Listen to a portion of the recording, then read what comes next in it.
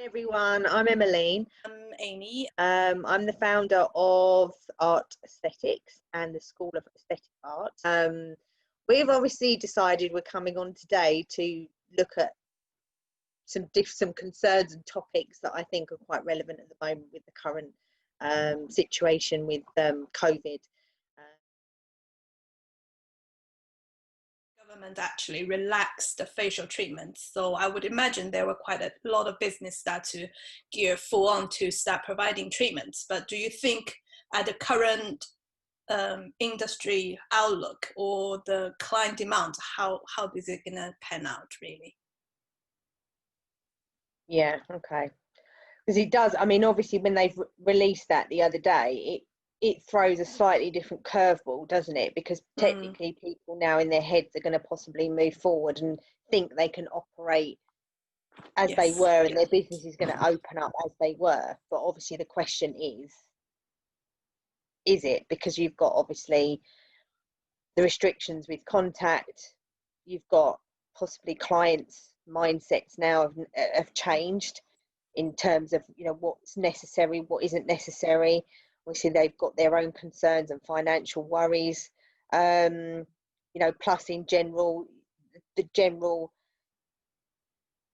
I suppose, people being scared to come out. You know, do they feel safe? Is coming in and having their beauty service done worth the current concerns that they may have about catching the virus, or even from the point of view of what they may be gaining their salon treatment? You know, the relaxation side of that process is now gone because it's very clinical. You know, clients have got to come into a sterile clinical environment. They're not going to necessarily get the relaxation or possibly the time with their therapist to be able to discuss their concerns, because, you know, things have been tightened up and restricted. So it leaves a lot of grey areas as to where to the success of the business. Is it going to be able to operate, you know, with, you would be doing more hours technically for the same money? Are you going to be able to hit the targets that you were before? Are you going to be able to sustain the running costs of the business? Are you going to be able to sustain keeping people in employment? Because you just don't know the client demand and technically, you know, what's going to happen from week to week, month to month, in terms of actually pulling in the kind of perhaps revenue that you need to sustain your business. So there is a lot of uncertainty happens anyway. So not only just from business operation point of view, as you mentioned earlier, because you said even now that the client coming for the treatment, their experience will be really different from what they used to get. Yeah, completely different because of the way you have to operate now within the actual salon environment. There's so many restrictions from the moment the client walks through the door and how you're meant to obviously conduct yourself. Even down to simple things where a client has to sit in a car park before you call them into the salon, to avoid obviously crossover with clients and the social and abide by the social distancing regulations. So the whole, you know, part of coming to the salon was the experience and the relaxation, the relationships that you had with the staff members, your therapist, receptionist, even having a chat with the receptionist at the desk is not going to happen anymore. So all of those things have now stopped. So what the client used to gain from that, they're not going to have it. They're not going to get that experience anymore. So in terms of what's going to motivate a client to come in, yes, it's going to primarily, it's just going to be results, isn't it? It's just going to be results that they get from their treatment. So is their need for a result going to be strong enough to come in and spend money? You know, to me, I don't know. Clients have had, you take low level beauty, clients have had their lashes and their nails off for so long now, don't know, do they still feel the need or the demand to have those services, or they think, do you know what, I can actually live without it now? It's not true. Well, at least now you wouldn't show on Zoom meetings, so probably no, sorry, I'm moving my screen around. No, I mean, you know, we even if you take that from the perspective of now, people working from home. So, you know, whereas you were in a routine where you would get up every day and you would put on your makeup and you would do your hair and you'd put your clothes on, your nice clothes to go to work, you don't need to do that anymore. You're technically hiding behind a computer screen. People don't have to do that. That's not, you know, part of their day-to-day anymore. So as you say, maintaining and grooming their nails and their lashes, even hair. I mean, I don't know, I think even me now, I can think, oh well, yeah, I could go a few more weeks with my hair color. I don't have to have it done as regularly.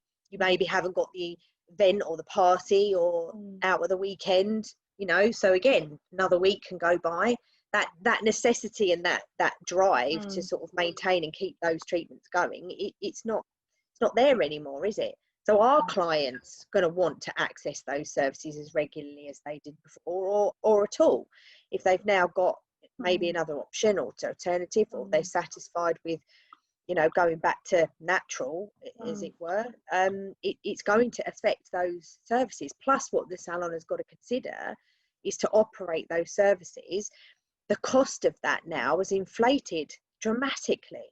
You know, if salons and salons haven't actually worked that out, at the end of the month, they're going to be hitting a loss, because you can't treat as many clients in the same amount of time. You have to book a longer service time in, because you have to clean down and sterilize and make sure that you're preparing for the next customer, as well as the cost of actually doing the treatment, because the PPE, now, you know, you have to, your consumables, you have to dispose of. That actually has elevated the price of that treatment service, the cost to do that treatment service, quite considerably, which obviously then the client has to bear the cost of that. So again, are they going to then, on top of the other concerns we've just discussed, or reasons, are they then going to warrant, okay, spending that extra money? Or is it, oh, do you know what, do I really need that anymore? I think it's sad, because obviously the way we knew beauty, or the way we used to run our businesses, the fact is that they are just not going to operate the same as they were. So are you thinking outside of the box of how you're going to redrive and change your salon environment and your business model to maybe then accommodate a different way and accommodate the client differently under the current guidelines, but still being able to serve them and give them what they want?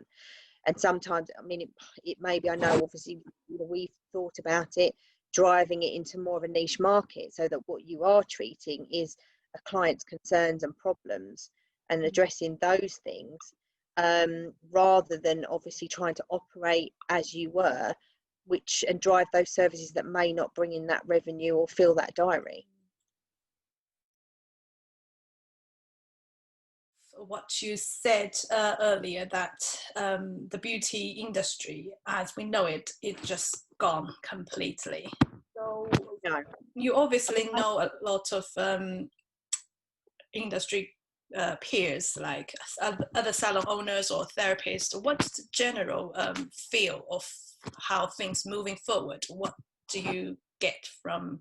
Well, I think I'm, for me, obviously, when COVID hit, I think for everyone it was panic and obviously concern, because there was no real clear guidelines set.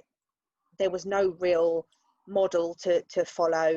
At the end of the day, your business was shut, and that was the end of it. And it's like, when is this going to lift? When is it going to change? What's going to happen? And those rules and regulations seem to constantly have changed from week to week to week. So you couldn't really plan ahead. You know, when it first hit, when the lockdown first hit, I guess even in my naivety, I'm thinking 3 weeks, 4 weeks, we'll be back open, we'll be operating, it will be a blip, and we'll be back to normal. Obviously, as time's gone on, you realise, no, actually, it's not. That obviously then loads up more stress and concerns. The funding technically has not been there. The support has not been there, and it's just been the unknown. It's an unknown quantity in terms of what's going to happen, and are you going to still be there at the end of it? Can you still survive and bring that business round? All of those emotional thoughts and you know, go through your head, and I think you make decisions on an emotional basis, rather than trying to actually step back and look and see what's actually going on. I think for me then it was frustration that kicked in as well. So for me, the biggest frustration in lockdown was actually accessing my clients. How could I possibly then service my customer and give the client the knowledge and my expertise to be able to help them deal with a concern or a problem that they had? And technically it was anger, because it's like, do you know what, you're actually stopping me from doing this, you're stopping me from helping my customers. So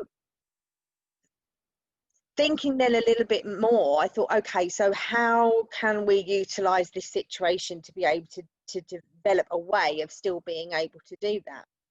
So that's really the road I've gone down, and that's the idea that I then focused on, rather than the doom and gloom in terms of what's going to happen, and allowing other people to make decisions about where my business was going to go. Sadly, I think with the industry as it is at the minute, looking at a lot of the groups and what people are talking about and what they're going to do, it's still very much centered around getting the doors of that salon open. And opening the salon door and resuming some kind of normality.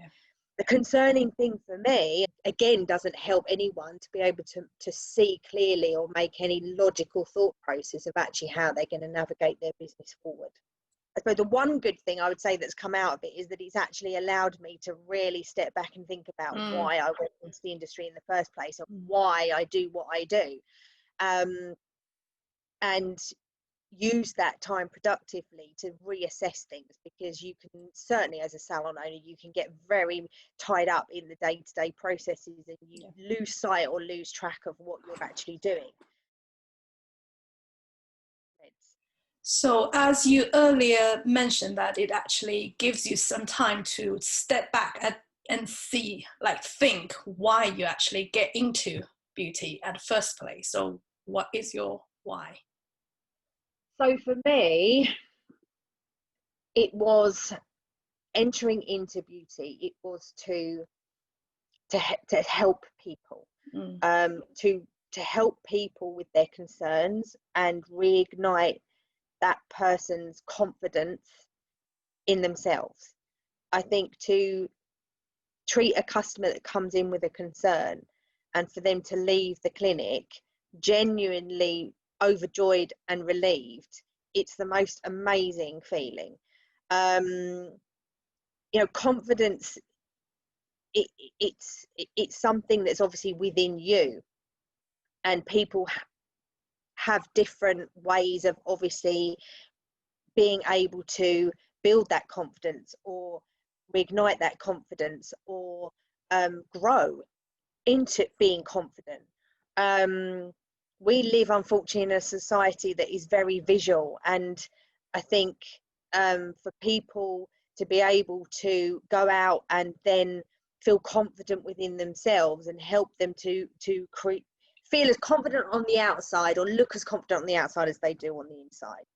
And I think what we do as therapists is helps the client to go through that journey. I like to think that by the end of it, I've actually played a small part in their journey in terms of helping them to move forward. And we also, you build relationship with clients. A big part of our job is you listen to people.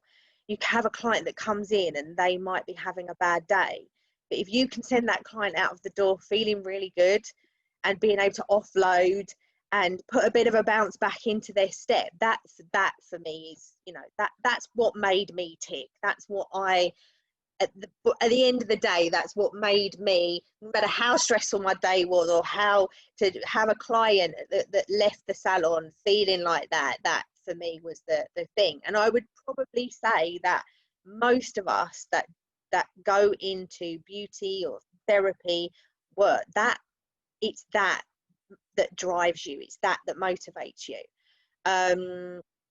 And unfortunately, with what's gone on in our industry, that has completely inhibited and stopped us as therapists for being able to give that to that customer. You know, some of us, we train hard, we train for years to learn the skill and the knowledge to be able to actually give a solution to a client's concern. And in the current situation, we've been stopped from actually doing that. But yeah, for me, that is what that's what motivates me. That's what drives me. Uncertainty of the client demand and also the uncertainty of the business operation and guidelines and forward. So why is there still point to stay in this business? Is there still, so how do I sustain my business from, is like, So, how do we move forward? So I think you can connect that a little bit back to maybe your why. You know, why do you do what you do in the first place, and really have a strong go back and think about why you do what you do. So you create a strong foundation and drive to work out, you know, what why you're doing what you're doing to start with. Secondly, I think if you look at obviously what is happening and what's happened, going back to what we were discussing regarding, you know, maybe the client's thought process is now different, the demand for treatment is now going to be different. So I think as a salon owner, it's really looking at more niche market. Where are you really good at? What are you really good at? Where are you really strong at? And being an expert in that area and providing a niche with your salon services in order to then attract and fulfill that client demand. Now, yes, clients may not see the need for their low level beauty anymore, or, you know, you may not fill your diary with your low level treatments like you used to. However, clients are going to have concerns that are going to need a professional expert, that is going to need someone to help guide them and give them the right advice and provide them then with the correct solution. So it's for me, looking at your treatment services and really pulling that in and narrowing that down and providing solutions for that customer. So for example, skin being a classic example of that. We were talking about acne. At the end of the day, a client is going to need specialist professional advice to actually help to help them with that concern. They're not going to be able to go and do that themselves, or buy a product off the shelf, or hope by winging it or reading something off of a blog that they're actually going to get a solution to their problem. If anything, they're probably going to end up making that concern worse. So they need an expert. They need you. They need your advice. And if they're already a current client, they're going to trust you in terms of you providing them that solution. So then, you know, it's about, as I say, creating and delivering that for the customer, and also then standing out from the crowd, really becoming an expert in your field, and looking at, you know, developing your skill set and your training and your knowledge to be able to then go to market and feel 100% confident with what you're actually then telling and doing for the customer to achieve the results that they're looking for. So yes, I think a lot of what, same as you, what I'm seeing is that sadness in terms of the negativity that's out there, from the point of view of, well, what's the point, and is there any point to me continuing, and, you know, what's the point in investing in training, because if the demand is not there, I'm not going to be able to obviously move forward, and I'm not going to be able to necessarily create an income from doing that. So why would I invest in it? I think when you draw back and look, there is still a demand there, and if anything, I think in the current market it's actually going to become an even stronger demand, because people don't have the free access now to just walk into a salon and access you as a therapist as and when they need or want to, because it's now been restricted. So people are going to be searching for those solutions. And if you can tailor what you're doing to provide an answer, you will then generate obviously a following and loyalty and fulfillment in what you do, because you're actually able to then help your customers again. Yeah, because especially this is a very, very competitive market. Got to be better, and or at least you got to be specialist in what you do to yeah, be yeah. different. And it always has been. And I think, you know, with the beauty industry, it's I mean, sort of going off of topic a bit, yes, it's a bit of a minefield, and obviously it's very unregulated, and there's a heck of a lot about out there that a therapist has to navigate and try and make sense of, and often it's hard enough and difficult for us, let alone a customer going out there trying to navigate that without the understanding and the knowledge that us as therapists have to make an informed decision on whether that is the right treatment service, or whether that's the right brand you want to work with, or whether that's the right treatment for that particular problem and concern. You know, as I said, it's hard enough for us, let alone for the consumer. And yes, definitely at the moment that's only going to heighten and make that problem even harder. But I think if you can actually draw back and think, right, okay, if I streamline what I'm doing, become really, really good and knowledgeable in my expert field, you can then really concentrate and provide those solutions to the customer, but at the same time fulfill your need and give yourself back that drive and motivation to be able to feel confident in what you're doing and move your business forward. We have covered pretty much what we want to say today. So this is our first episode. What we want to do is to introduce more topics eventually. And if you would like to get access to more information, find out what we do, and how we can help you progress in your aesthetic career, please follow us on our Facebook page. And we also have a Facebook group that you can post your questions. Of course, if you have any further questions or topics that you want us to discuss, please leave comments as well. We are happy to discuss. Into our topic list. Thank you for everybody that's come on and watched this video and listened to us having our discussions today. And we hope to see you on the next one. Take care. Bye. Bye.